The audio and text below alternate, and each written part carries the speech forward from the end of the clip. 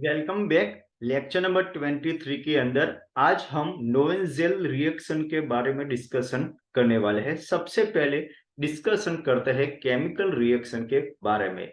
Base catalyst की presence में aldehyde और कीटोन की एक्टिव मिथिलिन कंपाउंड के साथ कंडेंसेशन रिएक्शन से अल्फा बीटा अनसैचुरेटेड कंपाउंड का फॉर्मेशन होता है, which is known as Knoevenagel reaction, जिसकी फर्दर रिएक्शन हाइड्रोलिसिस और डीकार्बोक्सिलेशन से वहां पे अल्फा बीटा अनसैचुरेटेड एसिड का फॉर्मेशन होता है। यानी कि अल्फा बीटा अनसैचुरेटेड एसिड का फॉर्मेशन के लिए इस टाइप की केमिकल रिएक्शन बहुत यूजफुल रिएक्शन है। अब पूरी केमिकल रिएक्शन को डिटेल्स में समझने की कोशिश करते हैं। यहाँ पे एल्डिहाइड या तो फिर कीटोनिक कंपाउंड यहाँ पे आप ले सकते हैं। जहां तक बात है एक्टिव मिथिलिन कंपाउंड की, एक्टिव मिथिलिन कंपाउंड हम उसे कहते हैं जहां पे CH2 ग्रुप के दोनों तरफ इलेक्ट्रॉन विड्रॉइंग ग्रुप प्रेजेंट होते हैं, जिसके कारण क्या होता है, वहां पे जो CH बॉन्ड है वो आपका एसिडिक नेचर दिखाता है, जिसे हम एक्टिव मिथिलिन ग्रुप कहते हैं। और ऐसे ग्रुप जहां पे प्रेजेंट है ऐसे कंपाउंड को हम एक्टिव मिथिलिन कंपाउंड कहते हैं। जहां तक बात है बेस केटेस की, तो यहाँ पे aniline, trialkyl amine, pyridine, piperidine जैसे बेस यहाँ पे यूज किए जाते हैं। अब बात करते हैं मैकेनिज्म की, तो मैकेनिज्म वो aldol कंडेंसेशन से बहुत सिमिलरिटी वहां पे दिखाती है, क्योंकि aldol कंडेंसेशन वो भी बेस केटेलाइज है। वहां भी जो आपकी प्रोडक्ट है वो अल्फा बीटा अनसैचुरेटेड प्रोडक्ट का फॉर्मेशन वहां पे होता है। तो मैकेनिज्म के बारे में हम डिस्कशन करते हैं। तो सबसे पहले ये बेस कैटेलाइज रिएक्शन है, तो बेस की प्रेजेंस में ये रिएक्शन होती है। तो यहाँ पे क्या होता है, सबसे पहला जो स्टेप है वो प्रोटॉन रिमूवल स्टेप है। तो यहाँ पे बेस की प्रेजेंस में जो एक्टिव मिथिलिन कंपाउंड है वहां से प्रोटॉन निकल के कार्ब एनायन का फॉर्मेशन देती है। तो यहाँ पे आप देख सकते हैं, तो ये जो बेस है यहाँ से जो प्रोटॉन एक्सट्रैक्ट कर रहा है, क्योंकि ये CH बोर्ड वो एसिडिक नेचर दिखाता है, क्योंकि उसकी दोनों तरफ जो है वो इलेक्ट्रॉन विड्रॉइंग ग्रुप है। एस्टर हमें मालूम है वो इलेक्ट्रॉन विड्रॉइंग ग्रुप वहां पे दिखाता है। और डेट टाइम जब जिस टाइम ये एब्स्ट्रैक्ट करता है, डेट टाइम जो हाइड्रोजन के जो बॉन्ड, इस बॉन्ड की इलेक्ट्रोडेंसिटी है वो कार्बन पे शिफ्ट हो जाएगी और आपको वहां पे न्यूक्लियोफाइल जनरेट होता है। तो in second step the nucleophile will be attack on the carbonyl carbon of aldehyde and to give the alkoxide ion. जैसे ही यहाँ पे अटैक करता है उसी टाइम ये जो पाई बॉन्ड इलेक्ट्रोडेंसिटी है वो ऑक्सीजन पे शिफ्ट हो जाएगी और आपको अल्कोक्साइड आयन मिलता है। तो जो हाईली अनस्टेबल है, क्योंकि जब भी ऑक्सीजन पे नेगेटिव चार्ज जनरेट होता है तो हाईली अनस्टेबल है, वो न्यूट्रल होने की कोशिश करता है। तो इमीडिएटली वो जो प्रोटोनेटेड जो आपका बेस कैटेलिस्ट है वहां से वो प्रोटॉन एक्सट्रैक्ट करके वहां पे न्यूट्रल फॉर्म यानी कि हाइड्रोक्सी कंपाउंड में कन्वर्ट हो जाता है या तो देता है वहां पे। और जो आपका बेस कैटेलिस्ट है जिस फॉर्म में आपने डाला था रिएक्शन में, उसी फॉर्म में आपको वहां पे वापस मिलेगा।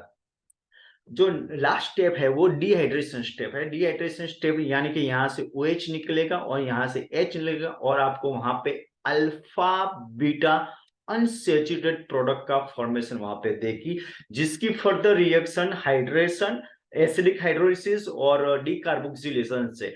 एसिडिक हाइड्रोलिसिस से क्या होगा, वहां पे जो दोनों एस्टर ग्रुप है वो दोनों COH ग्रुप में कन्वर्ट हो जाएंगे।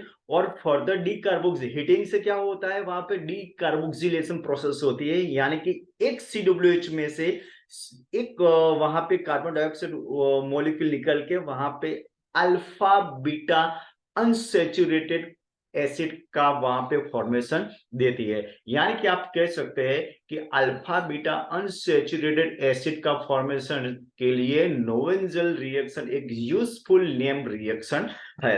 अब बात करते हैं कीटोन की, क्योंकि हमने पहले ही बात की जो कार्बोनिल कंपाउंड है यहाँ पे आप दो टाइप्स के ले सकते हैं, या तो फिर वो अल्डिहाइड हो सकता है या तो फिर कीटोन हो सकता है, और दोनों ही वहां पे नोवेंजल रिएक्शन देते हैं एक्टिव मिथिलिन कंपाउंड के साथ। बट कीटोन हमें मालूम है जो कीटोनिक कंपाउंड होते हैं वो लेस एक्टिव होते हैं, क्योंकि एक तो उसकी इलेक्ट्रॉनिक इफेक्ट मीन्स वो प्लस इफेक्ट दिखाता है जो वहां पे जो अल्काइल ग्रुप है, और दूसरा वो ड्यू टू स्टेरिक इंटरेस्ट, वो दोनों रीजन के कारण वो लेस एक्टिव होते हैं। इसीलिए इसीलिए यहाँ पे powerful active methylene group containing compound यहाँ पे आपको लेना होगा। तो पावरफुल एक्टिव मिथिलिन ग्रुप जैसे कि cyano acidic acid, ethyl एसिटो acetate जैसे powerful active methylene group containing compound लेने होंगे। जहां तक बात है बेस, तो यहाँ पे आपको स्ट्रॉन्ग बेस लेना होगा, तभी वहां पे वो नॉइजल रिएक्शन देते हैं। तो यहाँ से वाटर मॉलिक्यूल निकल के इजीली आपको वहां पे अल्फा बीटा अनसेचुरेटेड कंपाउंड का फॉर्मेशन देता है, जिसकी फर्दर हाइड्रोलिसिस और डीकार्बोक्सिलेशन प्रोसेस से वहां पे अल्फा बीटा वहां पे एसिड का फॉर्मेशन देती है। तो इस केस में क्या होगा, 3 मिथाइल प्रोटोनिक एसिड, क्योंकि CH3 डबल बॉन्ड CH3 जिसके हम प्रोटोनिक एसिड कहते हैं, और जो मिथाइल जो ग्रुप है वो थर्ड कार्बन पे वहां पे प्रेजेंट, इसलिए हम इसे कहेंगे 3 मिथाइल प्रोटोनिक एसिड। अब बात करते हैं, अगर मान लो आपने जी रिएक्शन में जो आपने एक्टिव मिथिलिन कंपाउंड है, अगर आपने वहां पे एक्सेस मोल में लिया है, तो फर्स्ट स्टेप तो कॉमनली कंडेंस होके वहां पे अल्फा बीटा अनसैचुरेटेड कंपाउंड का फॉर्मेशन देगा। यहां से H2 निकल जाएगा, यहां से ऑक्सीजन निकल जाएगा, सिंपल सा फंडामेंटल है, और यहाँ पे अल्फा बीटा अनसैचुरेटेड कंपाउंड मिलेगा। बट मान लो अगर आपने रिएक्शन के अंदर आपने एक्सेस अमाउंट में एक्टिव मिथिलिक कंपाउंड यूज किया है, तो वो वहां पे माइकल रिएक्शन देती है। माइकल रिएक्शन जहां पे जो आपका एक्टिव मिथिलिन कंपाउंड है वो C डबल बॉन्ड C के अंदर ऐड होके वहां पे वो प्रोडक्ट देती है। तो माइकल रिएक्शन के हम इसके बाद जो नेक्स्ट वीडियो लेक्चर उसमें डिस्कशन करने वाले, तो वहां पे वो एडिशनल स्टेप है जहां पे एडिशनल प्रोडक्ट का फॉर्मेशन होता है, तो जिसकी फर्दर हाइड्रोलिसिस और डीकार्बोक्सिलेशन प्रोसेस से वहां पे डाई बेसिक एसिड का फॉर्मेशन होता है।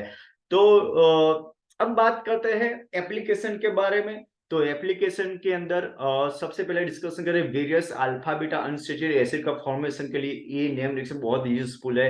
तो कोई भी आप यहाँ पे जैसे एल्डिहाइड या कीटोन लेते तो एल्डिहाइड की जब एक्टिव मिथिलिन कंपाउंड के साथ बेस की प्रेजेंस में कंडेंसेशन रिएक्शन करता है, तो उस अल्फा बीटा अनसैचुरेटेड कंपाउंड का फॉर्मेशन होता है, जिसकी फर्दर एसिडिक हाइड्रोलिसिस और डीकार्बोक्सिलेशन प्रोसेस से अल्फा बीटा अनसैचुरेटेड एसिड का फॉर्मेशन होगा।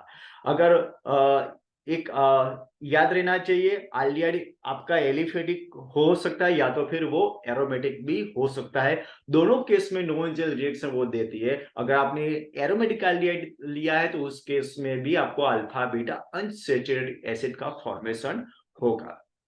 अब बात करते हैं इस टाइप के एल्डिहाइड की। अगर वहां पे इस टाइप का एल्डिहाइड, तो उस डेट टाइम भी आपको वहां पे नॉन रिएक्शन होगी बेस की प्रेजेंस में। वहां पे आपका एक्टिव मिथिलिन कंपाउंड प्रेजेंट होना चाहिए, जो वहां पे फर्स्ट स्टेप में कंडेंस होके अल्फा बीटा अनसैचुरेटेड एस्टर का फॉर्मेशन या तो क्या अल्फा बीटा अनसैचुरेटेड कंपाउंड का फॉर्मेशन देती है, जिसकी फर्दर एसिडिक हाइड्रोलिसिस और हीटिंग से वहां पे अल्फा बीटा अनसैचुरेटेड एसिड का फॉर्मेशन होगा। तो यहाँ पे अल्फा बीटा अनसैचुरेटेड आप देख सकते हैं डाइकार्बोक्सिलिक एसिड का फॉर्मेशन होता है। अगर आपका वेरियस डाइबेसिक एसिड और डाइकीटोन का फॉर्मेशन करना है, तब भी ये जो नेम रिएक्शन है बहुत यूजफुल रिएक्शन है। जस्ट लाइक यहाँ पे 1:2 मोल रेशियो में हम रिएक्शन करवाते हैं। 1 में यानी कि आपका एल्डिहाइड 2 मोल रेशियो में आपका जो एक्टिव मिथिलिन कंपाउंड वो लेते हैं, तो उस केस में बेस की प्रेजेंस में नॉन रिएक्शन देती है। H निकलेगा, यहाँ से H निकलेगा, यहाँ से O निकलेगा, तो इस टाइप का आपका प्रोडक्ट मिलेगा, जिसकी फर्दर एसिडिक हाइड्रोलिसिस करवाते हैं तो वहां पे एसिड का फॉर्मेशन होता है। अगर कीटोनिक हाइड्रोलिसिस करवाते हैं तो वहां पे कीटोन का फॉर्मेशन होगा। तो यहाँ पे डाई बेसिक एसिड और यहाँ पे डाई कीटोन का फॉर्मेशन होगा।